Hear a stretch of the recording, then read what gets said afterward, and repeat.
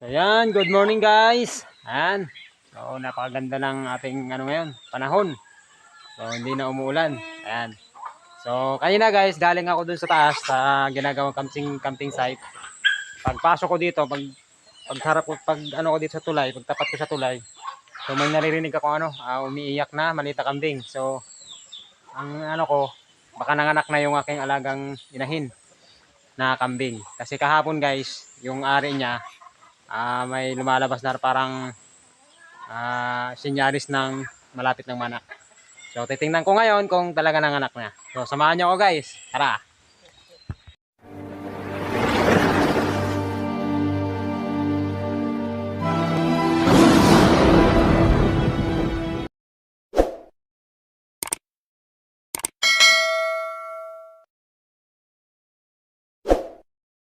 So yan, pupuntahan natin yung kulungan.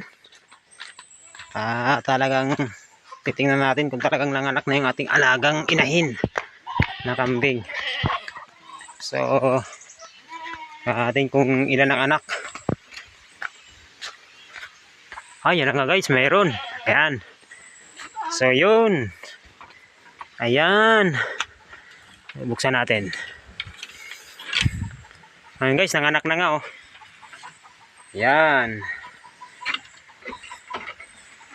So siguro guys, ano to, kagabi lang nanganak. Ayan, napakaganda.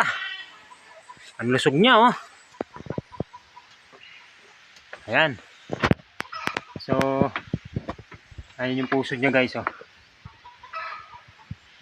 Napakaganda ng anak, napakalusog guys. So ito yung inunan niya oh. Ayan. So siguro to mga madaling araw siya nanganak. Uy, napakalusog oh. Nakakatuwa naman tingnan. Ayun guys oh. Oh, napakaganda talaga. Sa pakiramdam pag nakikita mo yung hayop na inalagaan mo. Tapos kanya guys, bibigyan ka ng napakalusog na anak.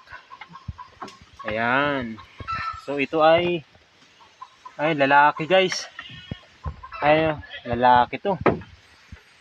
So parang maganda yung tayo niya. Ayan, naglalaro na agad guys oh. So napakaganda ng ano niya. Tindig oh. Ay, salamat sa Diyos kasi nakaraos na yung ating isang inahin. Nakapanganak na. So first time niyang manganak guys, itong kambing na to. Buti naman at malusog yung kanyang anak na inilabas. So salamat sa Diyos kasi madagdagdagan na naman ang ating alaga. Ayan. So ito guys, buntis na rin tong isa na to. At saka yan, mga buntis na to guys. Siguro to mga 1 month na lang mga anak na rin to. May record naman ako nito kaya lang nandun sa bahay. Mahalaga kasi yung pagre-record guys para alam natin kung kailan tayo magre-ready. Ito kasi nakapag-ready ako, nilagyan ko kahapon. Kasi kahapon nga pag ano ko sa kanya, pagkuha ko galing pastulan. Nakita ko yung ari niya na may nilalabasan siya ng siyempre yung sinyalis na yun na malapit na talaga siya manganak. So pinagreadyhan ko siya ng patungan. Ayan, shout out kay Brad Ding. Ayan, shout out sa'yo kasi sa kanya po kasi to. Dinala niya dito sa bundok.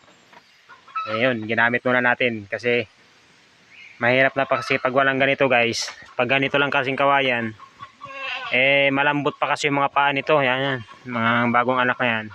Madali yung sumuot sa ganito kasi nga malambot pa yung nila. So kadalasan kasi guys, pag walang ganito, napipilayan. So naranasan ko na yan guys, may naipit akong isang anak. Dalawa sana yun, yung isa naipit, talagang kawawa. So lumpong-lumpo siya. Hindi nabuhay. So, kaya sayang, kaya dapat pinaghahandaan ang panganganak ng ating mga alagang kambing. So yan, nakakatuwa talaga. Ayan napaka niya guys, napakalusog. So salamat sa Diyos kasi ito yung ating inaantay na 4 months. Ayan, nanganak na rin. So maraming salamat sa inyong panonood guys sa aking mga video. Paki-follow ng ating Facebook page kung hindi ka pa nakapollow. At like and share na rin guys. Siyempre, salamat sa inyong panonood at suporta sa aking ina-upload lagi. At God bless you all guys. Ingat kayo lagi. Maraming salamat. Bye bye.